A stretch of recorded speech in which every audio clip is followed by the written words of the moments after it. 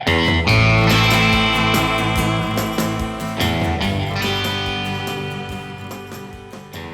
welcome to our home away from home, our van.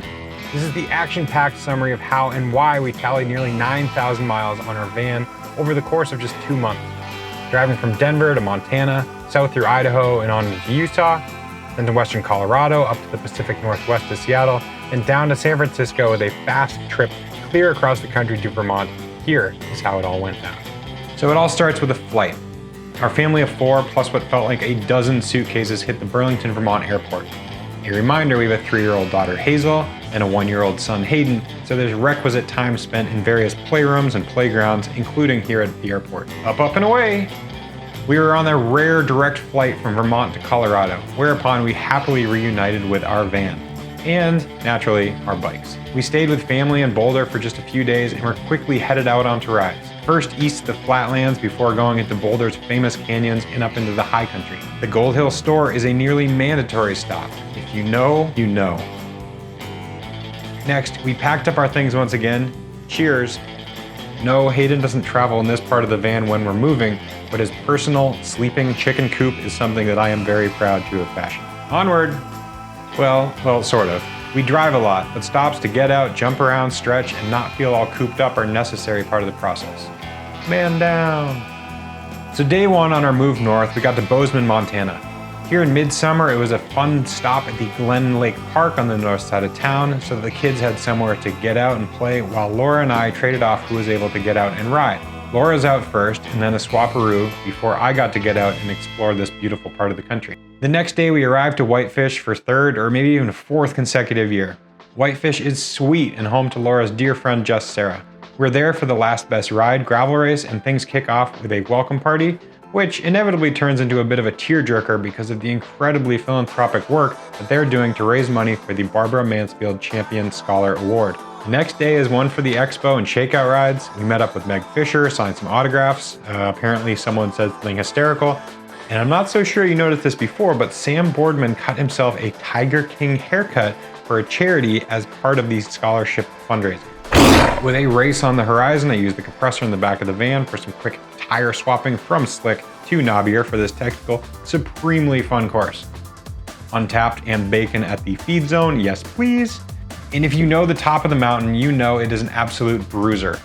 I made my way onto the podium and then seemed to spend the rest of the day taking photos of my very dusty bike. Yes, that is bear spray, as we are in grizzly country. The next day was a very cool adventure. Sam and Jess were recently married and they got a bunch of friends together for a wedding celebration bike ride.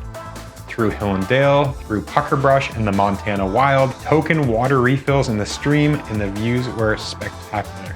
Back to the ranch where we got out for some rides with the kids, Hazel practicing her top speed here, and once again on the move. Up next, we were off to Park City, Utah. I think the single track mountain biking in Park City is some of our absolute favorite anywhere in the country. And when you get up beyond 9,000 feet, you are in the high country where the views are seemingly infinite. I spent some time riding on the road too, with dear memories of the tour of Utah, but the real reason we're here in Park City is for Laura to host a bachelorette weekend. Meanwhile, that translates to a lot of time in the playground with me and the kids. Mountain bikes now packed up out and back on the Ceres MH2, and we are once again on the move. We got a campsite, which, if you look closely, is also the world's most stunning travel home office. This portion of the trip is all a migration to Steamboat for SBT gravel, where we were one with nature. We celebrated getting the Thule Chariot hooked up for both kids, which is a little bit easier said than done. I was excited to meet the one and only Reggie Miller in person. We tall cyclists need to stick together, and Laura had the foresight to get a sitter so the two of us can have breakfast date at Creekside Cafe, which was delicious. I did in fact race SBT, with photos here to prove it by Gretchen Powers and Jim Merrithew. However, this might be the most telling photo of the day. I had a spate of flats in the first hour of the race when the pace was going absolutely ballistic, so truth be told, I'm happy to have finished in the top 30 and made a stacked field after playing chase for nearly 5.5 hours.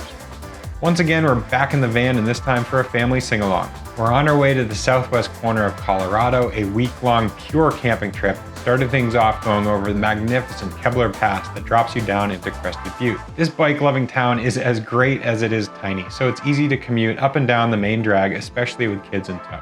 The gravel riding is limited but beautiful, and we found a super sweet camp spot with a lake up above town. It is not a nudist beach unless you happen to be 3 years or younger. Here at the campsite, I was particularly pleased with this one dish entree. It's a lemon orzo with garbanzo beans, artichoke, peas, almonds, and more. Hayden is clearly a fan, and maybe Hazel is less into it. Flowers Pinot Noir, thank you very much, Kirsten. And let me be the first to recommend that you make it a priority to add pie to your campsite. One last visit to the playground, combining two of Hazel's favorite things, another visit to Camp 4 Coffee in Crested Butte, and we are off to the next spot. Through the Gunnison National Forest and then into Gunnison itself, here's an awesome perch that we had for the night at Hartman Rocks, immediately south of town.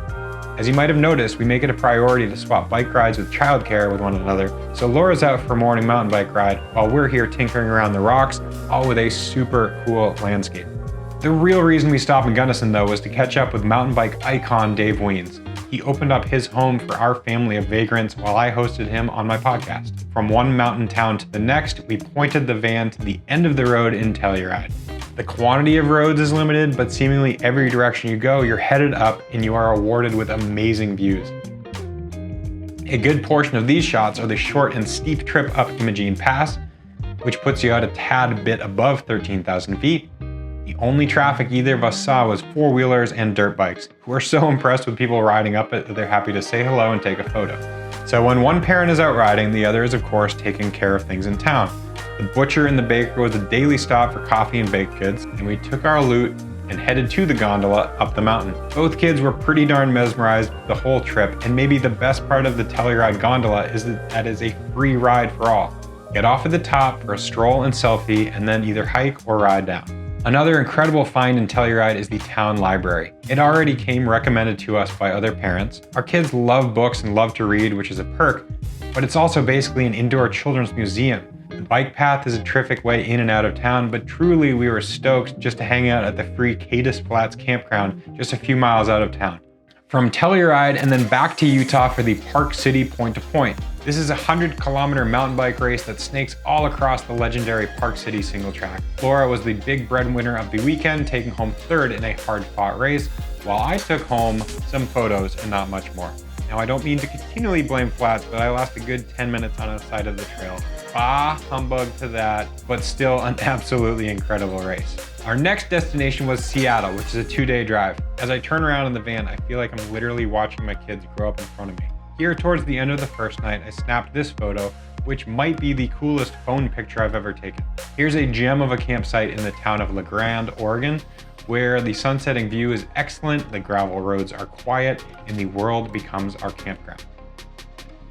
This might not be the only family selfie that we took, but it's definitely one of only a few. On to Seattle, where we did a few hours of being tourists. We took in a morning at the public market, where I introduced the kids to some of the eccentricities of Seattle, like a pair of cats playing the accordion and violin. You are not incorrect in noticing that by the end of this clip, Hazel is hanging on just a little bit tighter. Next up, Laura spent $8 on a coffee to complete the full Seattle experience, and then it was off to visit the family. Riding bikes, skateboarding, running around, playing with dolls, sleepovers, doing each other's nails, playing bumper cars, the list goes on. It really is a special time together. So our kids have a blast hanging out with their cousins, grandparents, aunts, uncles, and so forth. And would you ever have guessed Laura is one of 4 sisters? Seattle was also the first of Ted's Excellent Adventures.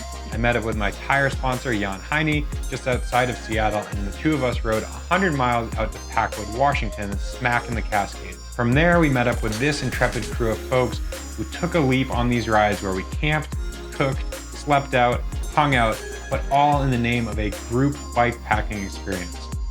It wasn't a race, but a ride in the beautiful Cascades, seemingly all within view of Mount Rainier. Dare I say it, the views throughout the weekend were spectacular. Now, as the weeks plod on, we're actually nearing the end of this van trip with our final stop in San Francisco. From Washington, traveling down to California, we spent one night camping outside of Lake Shasta and make sure the kids are still enjoying this van adventure. Fueled by pancakes and all hopped up on maple syrup, we went out for bike rides and played at the lake to great success as they were tuckered out. Once we arrived in the Bay Area, we were there for two very dear friends' wedding.